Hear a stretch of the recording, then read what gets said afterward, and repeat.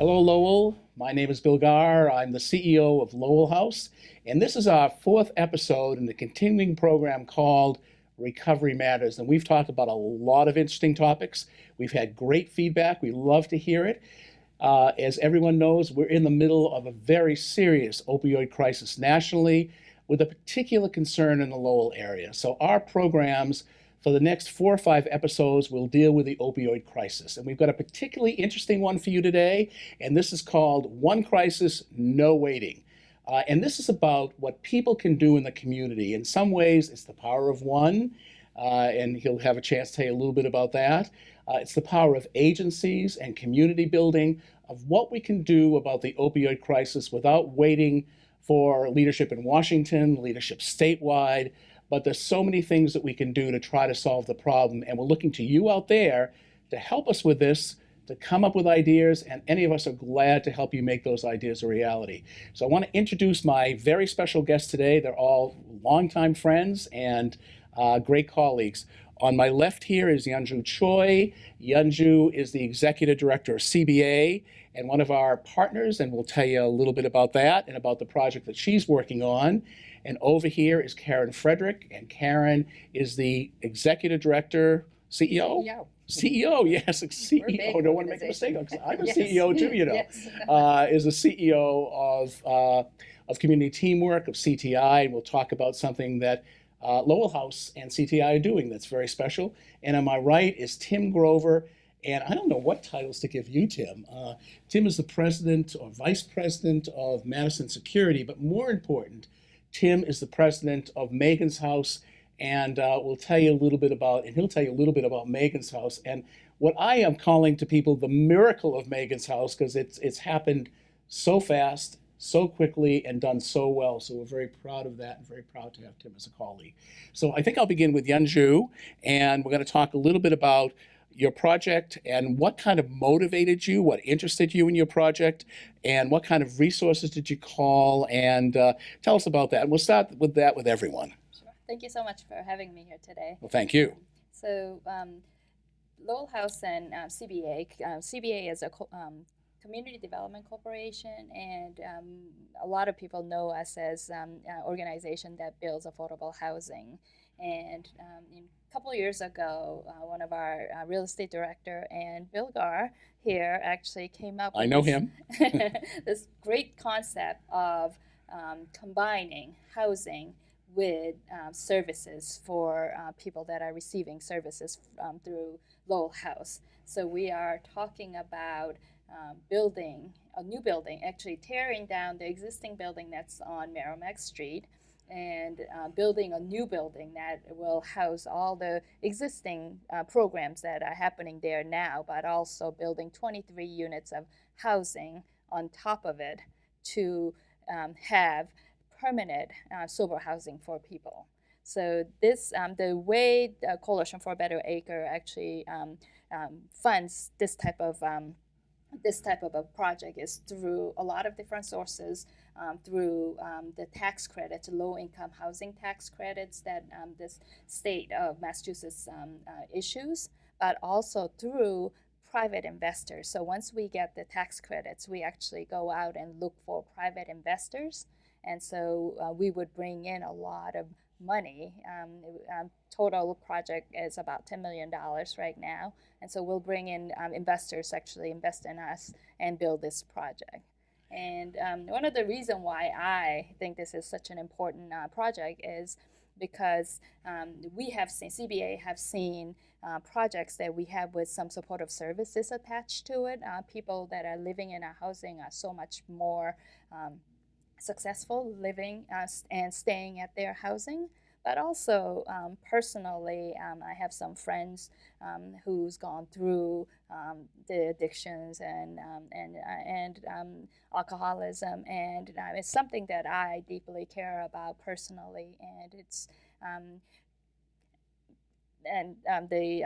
the as far as the landscape of the Merrimack Street, this will really enhance the look and feel of it. So the community development work that we're doing will really enhance this, and this will really enhance it. But also for really people who's going to be living there, this is going to be a project that's going to really help people to get services and be successful and live there, and in some cases with their families, because many of the detox and halfway house type of project programs doesn't allow families to unite and live together in their own homes. So I'm really excited about this project, and this is a great opportunity to partner with such a great organization and all of you here today. Yeah, and that's what partnerships are all about. And this is really a joint venture in the end.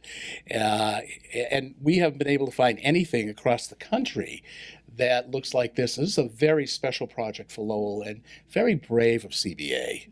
Very brave. So we'll talk about another brave organization and CTI. Karen. Thank you, Bill. Thank you for having me here today with my colleagues here who have done wonderful things in the community. And I'm here really to talk about the partnership that we're exploring in terms of an eventual merger of our organizations, which is very innovative in the human service world. There have been some in the past. We actually have done some successfully at community teamwork. So, for instance, Big Brother, Big Sister came under our umbrella, as did Suitability, a program that helps people dress for work. And we've also started off organizations that have spun off and have become independent 501c3s. So our role in the community is interesting. We're a large community action agency and also a community development corporation. So we do provide services of many types that help people move forward in their lives. And particularly, we're interested in working with Lowell House because for many of the people we work with, and we work with over 50,000 individuals each year, there are many who have addiction issues and behavioral health issues. And as we all know, there are far too few resources. And we also know, as a provider of housing and a provider of the services, we do actually provide supportive services in many of our own housing that we've developed, as in other folks' housing. So bringing services to people helps stabilize housing and keeps people more able to move forward in their lives. So we really believe in integrated services. We know that's the way that people can best move ahead. So if you get what you need when you need it, you're more likely to be successful. If you have to wait for a bed, if you have to wait for housing, if you have to wait for childcare, your life can fall apart very quickly. So we know that when you provide the supportive services in partnership, those can happen in a more integrated way and can happen in a more coordinated way. So that's really what we're trying to infuse throughout our organization, and to have everybody get the services that they are eligible for and entitled to, and that will help them move forward in their lives. So I think for us, bringing services to the population that you work with is critical, and having people have access to education, training, and jobs, have access to housing quickly, have financial education, because these are many things that are missed in the general education world. So we work with 5 vocational schools right now and provide short-term training for our population of people who come and want more training or need to be retrained after a layoff. So we work closely with the Career Center. We bring their services to the table with them. And I think all of this helps a family coordinate their lives. Many of the folks we work with have 2, 3, 4, or sometimes 5 case managers. Imagine how confusing that is. Absolutely. For us, Be who confusing work in for it, us. We can't even sometimes navigate the systems. Right, They're right. incredibly complicated, and we need to cut through all that. We need to make it simpler. There's an interesting article in the Globe today talking about homelessness and why people end up homeless.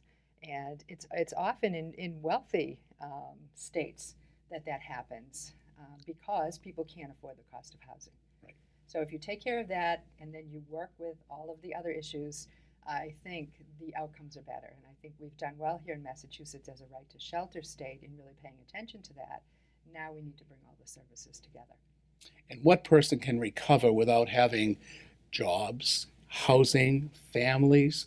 So we're having some fun with this too, because now we're beginning to see how CTI maybe can join our project and how we can work with CTI around that. So Karen, what specific services? We're an addiction agency, and people come up to us and they say, why join CTI? Well, you just gave a good explanation. But what does CTI see from us? And what kinds of things do you see that we can do together? Well, I think again, it's bringing the coordination of services together and really looking at how people can quickly and efficiently access the services they need. If you have to wait for housing, you're going to become homeless. And we also know that people leaving treatment programs need a safe place to live that's affordable.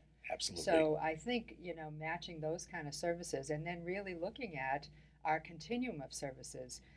We have 1,200 kids with us every day receiving early education. Mhm. So we automatically link folks with that who have families. We do a lot of work to keep families together.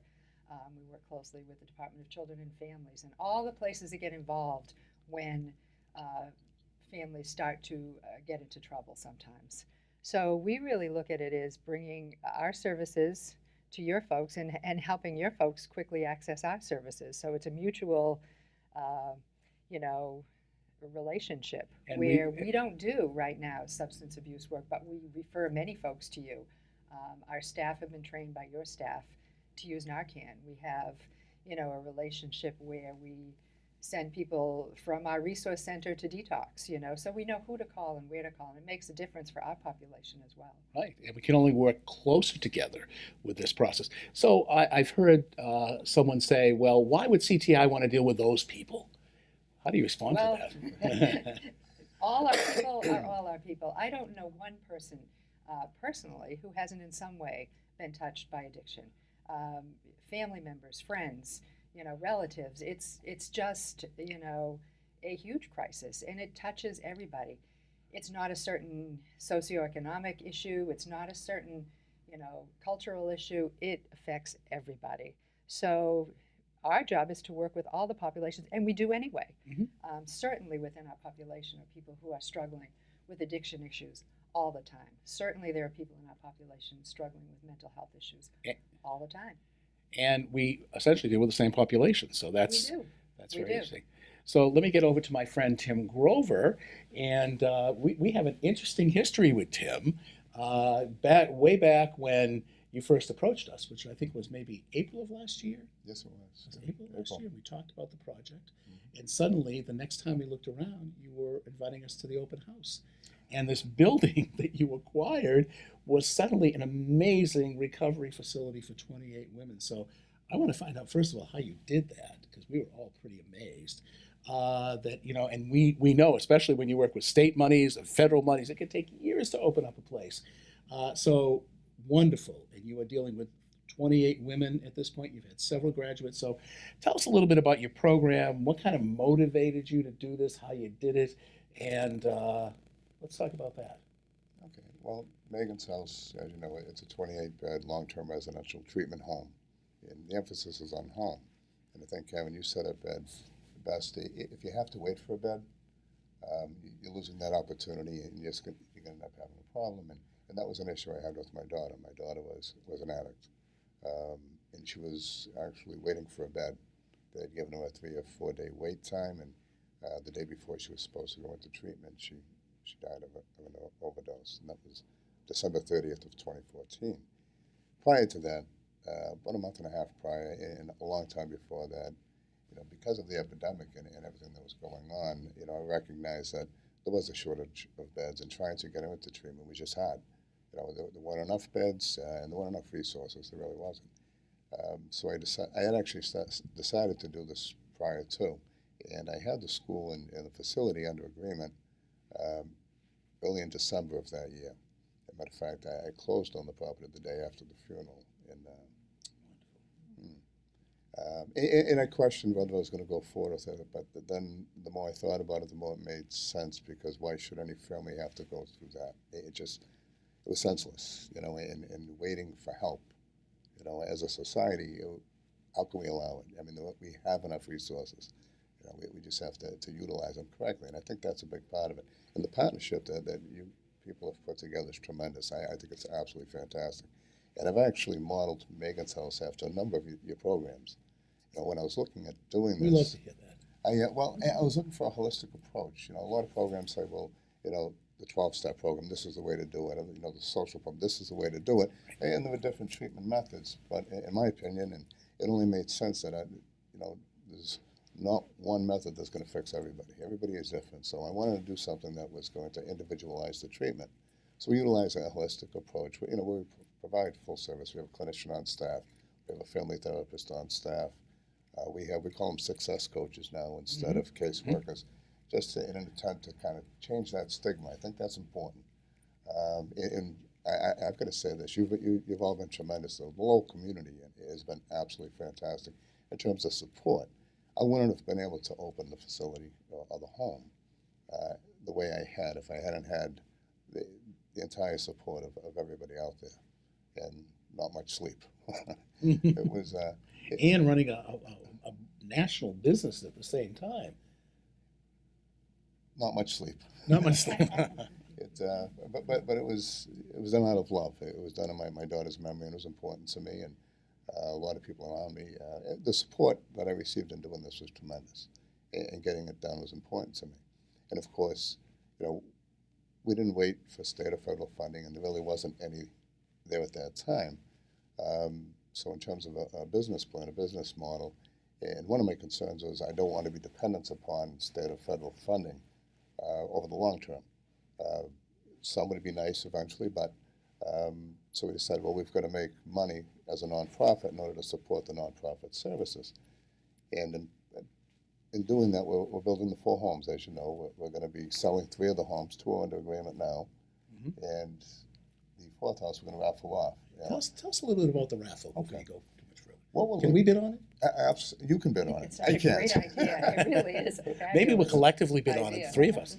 It's we're going to sell 5,000 tickets, cap it at 5,000 at $100 a piece. The value of the homes up there ranges between $442 and $465. So we're not going to make a lot more money, but that's kind of not the point of why we're doing it. Well, we're doing it to raise awareness, which is just as important to us as getting the money in. And through the sale and through the raffle, we're going to pay down the note on the property in the building, have it completely paid off. And we're going to use the monies from a second mortgage to start some social enterprises where we can put people in recovery, not just from Megan's house, but across all walks of life, men, women, etc., where they can, again, it goes back to that safety, that, having that housing when you get out, having that net and the support. And doing that, you want to have a sober and safe place for people to go, and that includes the workplace. So if we can actually make money doing that, well, not if we can, we're going to. That's the point of setting it up. It's going to be a profitable business to help support services. Megan's house, hopefully we open up a couple of more sober homes, another treatment home, et cetera, and it's just something that we're going to continue doing until we can tear it all down and turn them into parks, which would be great. That's what the methodology is. Wonderful. So tell me, what drives you all? I mean, this is, Tim, 3 hours sleep a night, 4 hours sleep a night, maybe? 4. 4, yeah. I can call any of you at 3 in the morning. You wouldn't be happy about it, but you'd probably be up, thinking, working. So what motivates you to stay in this high stress, great odds that you work against to accomplish the things you've done? What motivates you, Yunju? I think it's just a love of this work. I love what I do because, what we can do to make difference in people's lives, and just little things that we do. It's amazing what it can do for others, and that just motivates me. I worked in private sector when I first started out, and I made a lot of money for a lot of rich people, but doing what I do, it's just an amazing feeling to be able to make changes. And coming from Boston and working in Lowell now, I see the bigger impact that CBA is able to make in the city of Lowell versus working for larger agency, but in a much larger city. So I'm also very excited about that. But also in Lowell, I see so many passionate people that loves this city and who wants to really work together. That just also motivates me, that I want to do, what Tim is saying is just so amazingly inspirational. And I'm thinking here, like, what else can I do to, like, even just really think about, you know, how do you bring in revenues that's not dependent on state fundings and funders, but how do you do that to really continue the work that we do? And I'm constantly thinking about revenue models and how do you really not rely on on the funders. So like just having these kind of conversations and it's just so inspirational to see, and Karen's, and I've heard Karen's stories, and she's done amazing work in CTI, and how much it does for the community, and it just excites me to be here and do this work. Yeah, well, and I feel the same way. And CTI is certainly the quintessential Lowell agency. Everybody knows CTI. I don't think they realize all the things you do, but we only have a half an hour show, so I'm sorry we can't get more into that. But we won't. But I think the interesting thing is because we do so many things, people know us by the piece of the organization that they know. yeah, so of course. But we do. Our whole approach now is to integrate things and to really look holistically. As you both have said, that's what makes sense, and to bring everything together. And for me, I love policy work. I love service work. For me, that's what drives me. And you've been doing this for how many years? I've been doing this since 1978 in different and you were ways. just But I in grew up in grade this school community. then. I've lived in Chelmsford, Dracut, and I've worked in Lowell for over 30 years. So, we're connected. I also work in 62 other communities. And here I find a passion, like with Yunju, who's come fairly new, and with people who've been here for their whole lives and care so deeply about this community. And, like Tim, who take the bull by the horns and do something. And that's what I find so energizing. And for us, we are charged with providing services and building housing, but we're also charged with looking at the needs of our community. So there's always needs, and they change. They've changed over the years I've worked here. So you have to stay current and stay listening to the community. And as someone who's been a single parent of 4 children and used our services, I absolutely know what a difference it makes to have a service when you need it.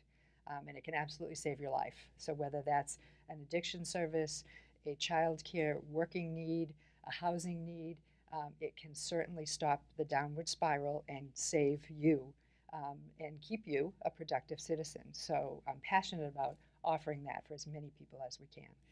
And you know something, we're not just talking about the comprehensive nature of what we do, but I'm glad to hear you're both talking about the timing of that, because when you have a crisis in your family, you can't have a person say, well, deal with that next year, because it's a crisis now. So I think one of the challenges always is the pieces are never all connected. So we're constantly trying to make that puzzle work, and we make progress. So I think that's wonderful.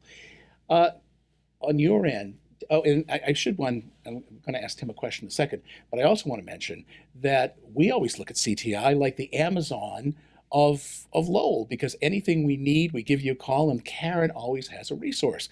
So most recently, we're working on Zach's house with Zach's team, and it's wonderful. Good friends of Tim, and really use Tim as a motivation.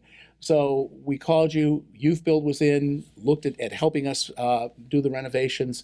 Amazing. So right away, Tim, I want to ask you, because I think this is an important question. We only have a couple of minutes left. For the parents out there and all the parents watching that have had some of the tragedies that you've had, or even the ones that haven't in their families, how do they motivate themselves? What can they do to really make a difference? They can make a difference by getting involved, become part of something. If they've been affected, and the great organizations out there, there's Learn to Cope, there's a number of different agencies. Zach's team. Zach's team is fantastic. I love Zach's team. Louise Griffin is great. But there's so many things that just participate. A lot of people don't have money, but volunteer, do something in a volunteering way. And it's kind of funny because I grew up in the Acre. When I was 15 or 14, I worked for CTI. So it's come full circle here. I know. Who's lived in Lowell that hasn't worked for CTI? I know. Really, Exactly. really. It was one of those youth core jobs. It was great, You're probably at fantastic. Dutton Street, right across the street here. Yeah. We Yeah, absolutely. But they can do anything. Every little bit helps, and that's what makes a difference. And I got to tell you, this community has been absolutely fantastic. From the volunteers, whether it's a nutritionist or it's a nurse, it's at the houses that we're building. Youth Build, fantastic job. They're still up there helping. The local laborers union, they volunteered and they helped. And I have some volunteers to help you with Zach's team. as well. You know, when you get going on the house, Absolutely, yep. I've got volunteers that definitely want to help out doing everything that we're doing. But do get involved. You know, don't stand by the wayside. Don't let life pass you by. Make an impact, make a difference. You know, it's what's important. And you talked about it.